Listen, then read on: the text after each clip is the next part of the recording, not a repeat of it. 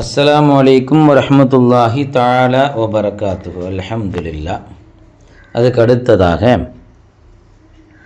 சூரத்துல் பக்கரால 2வது ஆயத்து நமக்கு தெரியும். ஜாலிகல் கிதாபு லா ரைப ஃபீஹ். இந்த வேதமாகிறது லா ரைப ஃபீஹ், அதிலே எந்த ஒரு சந்தேகமும் கிடையாது. லா ஷக்க ஃபீஹ் அப்படின்னு சொல்லி நமக்கு என்ன செய்வாங்க, அதில் சொல்லி தருவாங்க. அப்போ குர்ஆனை பொறுத்த வரைக்கும் அதில் எந்த ஒரு சந்தேகமும் யாருக்கும் வருவதற்கு இடம்பாடே இல்லை, அது முஹால்.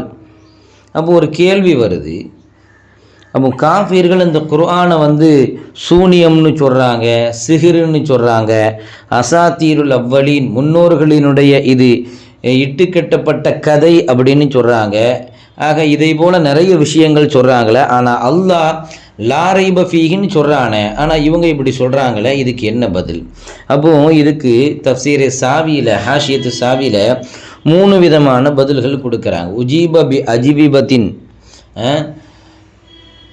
சாவியில் இதற்கு பதில் கொடுக்கப்படுகிறது. லா ரைப ஃபீஹி அப்படின்னா என்ன அப்படின்னா, ஒரு மனிதன் லிமன் அதஅன வகாமல் புர்ஹான வத்த அம்மல, ஒரு மனிதன் நன்றாக ஆழமாக சிந்தித்து ஆதாரங்களை வைத்து சிந்திப்பானேயானால் ஃபலா ரைப ஃபீஹி லில் ஆரிஃபீனல் முசன்னிஃபீன், அந்த மனிதனுக்கு எந்த ஒரு சந்தேகமும் கிடையாது.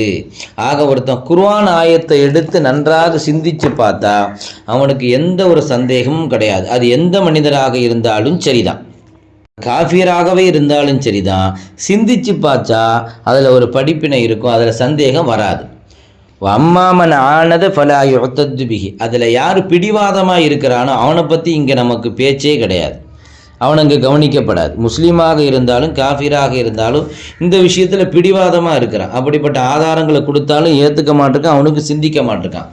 உலாய்க்க கல் அனாமி பலுகும் அபல், அவர்கள் கால்நடைகளை போல அல்ல, அதைவிட ரொம்ப கேடுகட்டவர்கள், வழிகட்டவர்கள் அப்படின்னு குர்ஆன் பதிவு செய்து.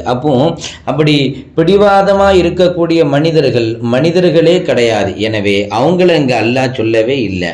ஆக யார் நல்ல சிந்திக்கிறானோ அவனுக்கு எந்த ஒரு சந்தேகமும் வராது. இது முதலாவது பதில். 2வது மின்ஹா, அந்த பதிலில் கட்டுப்பட்டதான் லா ரைப ஃபீஹி அப்படிங்கிறதுக்கு விளக்கம், லா எம்பகி அயர்தாப ஃபீஹி லிகியாமில் அதில்லத்தில் வாதிகத்தி அலா கௌனிஹி மின் இந்தில்லாஹ். இதில் ஒரு மனிதன் சந்தேகம் கொள்வதற்கு அவசியமே கிடையாது, சந்தேகம் கொள்வதற்கு அவசியம் கிடையாது. ஏன்?